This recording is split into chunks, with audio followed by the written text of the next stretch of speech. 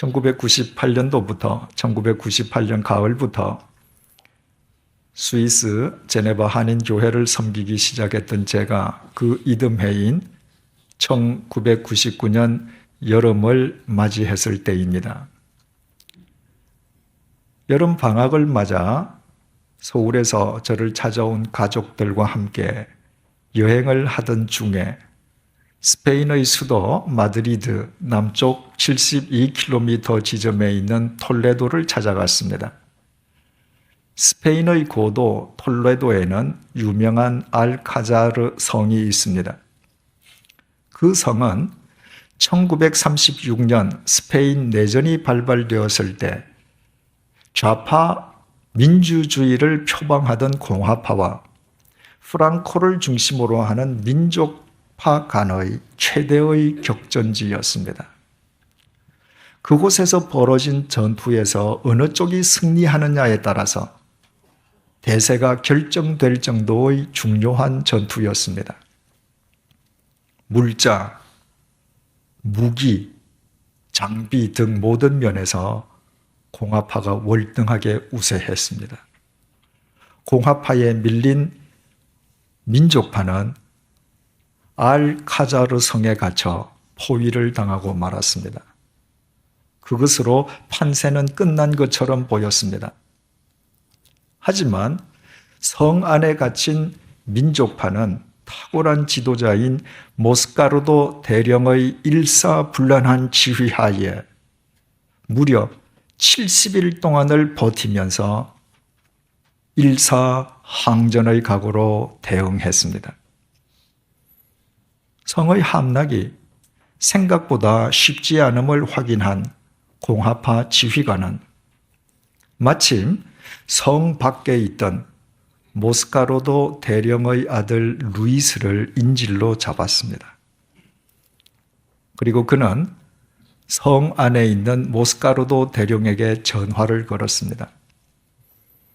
만약 10분 내로 항복하지 않으면 모스카르도의 아들 루이스를 총살시키겠다고 협박하면서 아들 루이스를 아버지 모스카르도에게 바꾸어 주었습니다. 지금도 알카자르 성을 찾아가면 1936년도 모스카르도 대령이 지휘본부로 사용하던 그 사무실 안에는 당시의 모든 집기 비품이 그때 그대로 전시되어 있습니다. 그리고 모스카르도 대령이 바로 그 방에서 성 밖에 있는 공화파 지휘관 그리고 자기 아들과 나누었던 대화의 내용이 스페인어로 전문이 벽에 걸려 있습니다. 그리고 녹음기를 통해서 그 내용이 음성으로도 흘러나옵니다. 그뿐만 아니라 우리 교회 김형수 집사님이 대한무역진흥공사 스페인 지사장을 할 때 한국 대사관의 협조를 얻어 한글로 옮긴 한글 번역문도 벽에 걸려 있습니다. 참으로 신실하게를 통해서 이미 내용을 소개한 바 있습니다만은 그 내용을 이 시간 다시 한번 소개해 드리겠습니다. 공화파 지휘관, 지금 발생하고 있는 학살과 범죄 행위에 대한 책임은 바로 당신들에게 있어 명령하건대 10분 이내에 항복하시오. 만약 거부할 경우 지금 나의 수중에 잡혀 있는 당신의 아들 루이스를 총살하겠소. 모스카르도 알고 있소. 공화파 지휘관, 나의 말이 거짓이 아님을 입증하기 위해 지금 당신 아들에게 이 전화를 바꿔 주겠소. 아들 루이스, 아버지 모스카르도, 그래 얘야 어떠니? 괜찮아요. 그런데 만약 아버지께서 투항하지 않으면 나를 총살시키겠대요. 그럼 아들아, 너의 영혼을 하나님께 맡기거라. 그리고 스페인 만세를 힘차게 외치고 애국자답게 죽거라. 아버지, 저희 마지막 힘찬 키스를 아버지께 드립니다. 루이스야, 나도 이별의 강한 키스를 너에게 보낸다. 이것이 아버지 모스카르도 대령과 아들 루이스 사이에 주고받은 이 세상 마지막 대화였습니다. 전화를 끊은 루이스는 아버지의 말을 쫓아 하나님께 자신의 영혼을 부탁드리는 기도를 드리고 장렬하게 최후를 맞았습니다. 그리고 청년 루이스의 의연한 죽음으로 인해 전세는 대역전되어 성 안에 갇혀있던 민족파가 대성을 거두게 되었습니다. 그리고 그로 인해 스페인의 역사는 또 다른 전기를 맞게 됩니다. 생각을 해보십시다. 만약 아들 루이스가 보기에 평소 아버지 모스카르도가 형편없는 삶을 사는 인간이었다면 그 경우에도 아들 루이스가 이렇게 행동했겠습니까? 만약 그런 경우였다면 아들 루이스는 자기들로 죽으라고 말하는 형편없는 아버지의 말과는 달리 자기 목숨을 구하기 위해 적군의 협조자가 되었든지 아니면 살기 위해 목숨을 구걸하다가 비굴하게 죽었을 것입니다.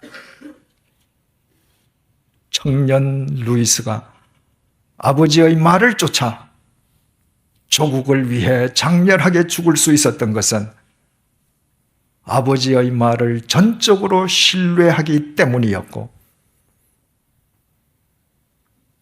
그 신뢰의 밑바탕은 신뢰할 수밖에 없는 아버지의 평소의 삶이었을 것임은 의문의 여지도 없습니다. 바꾸어 말씀드리면 죽음 앞에서도 아들이 흔들리지 않도록 아들을 지탱시켜 주었던 아버지의 말의 무게는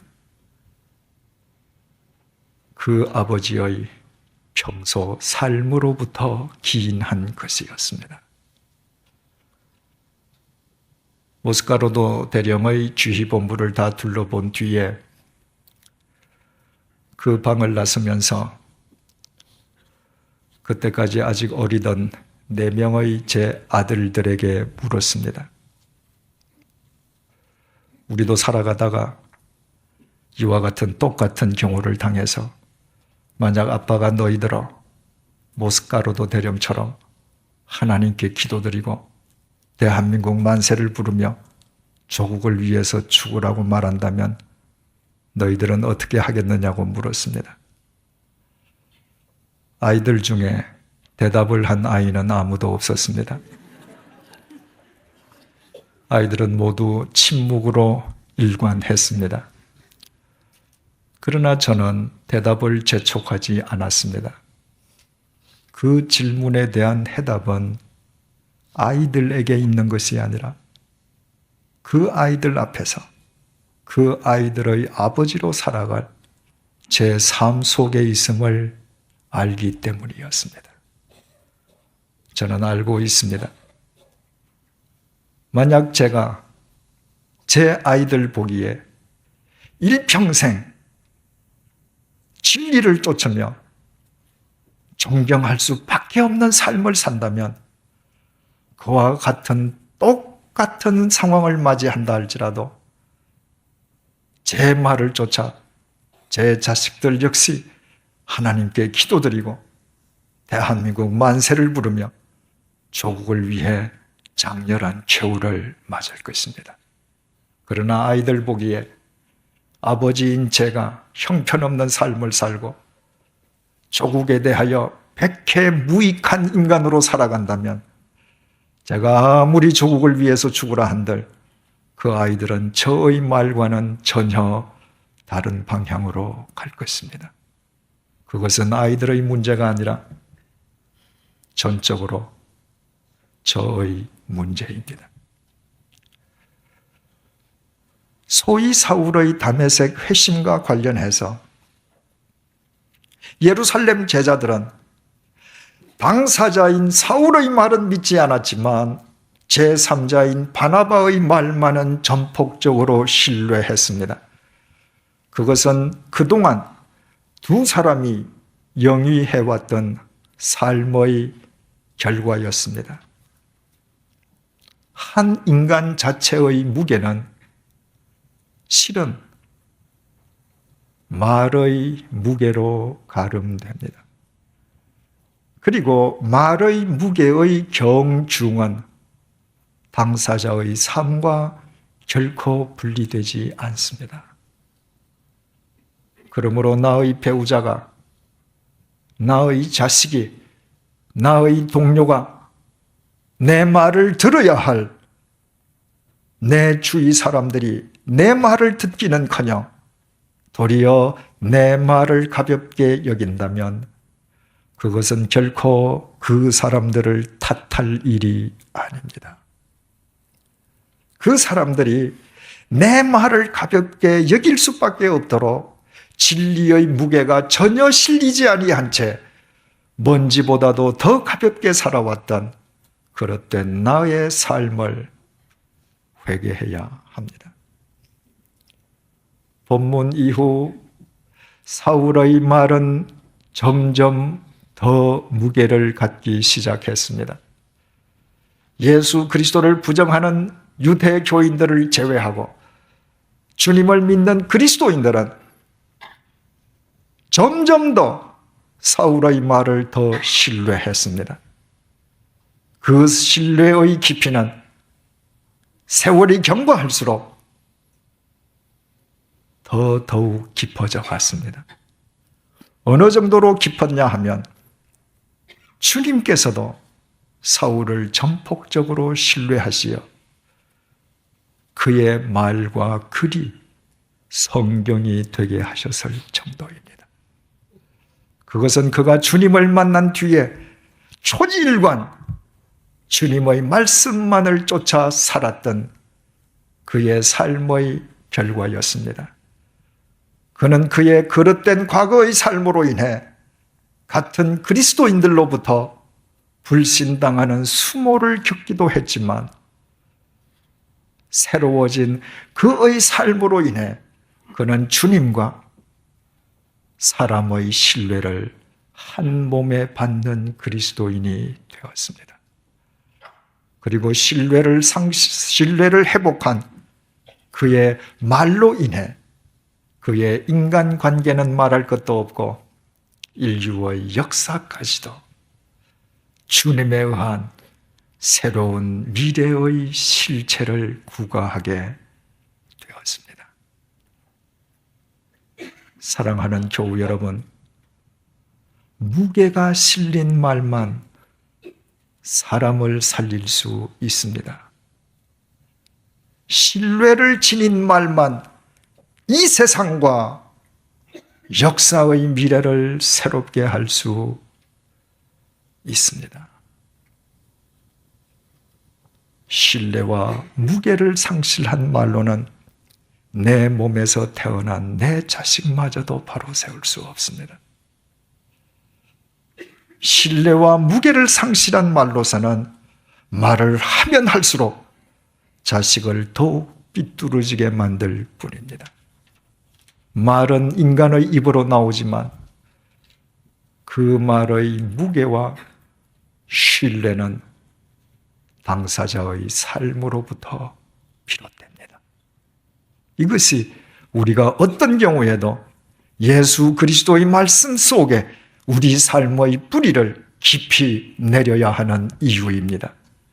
예수님께서 마태복음 12장 35절에서 37절을 통해 이렇게 말씀하셨습니다. 선한 사람은 그 쌓은 선에서 선한 것을 내고 악한 사람은 그 쌓은 것에서 악한 것을 내느니라.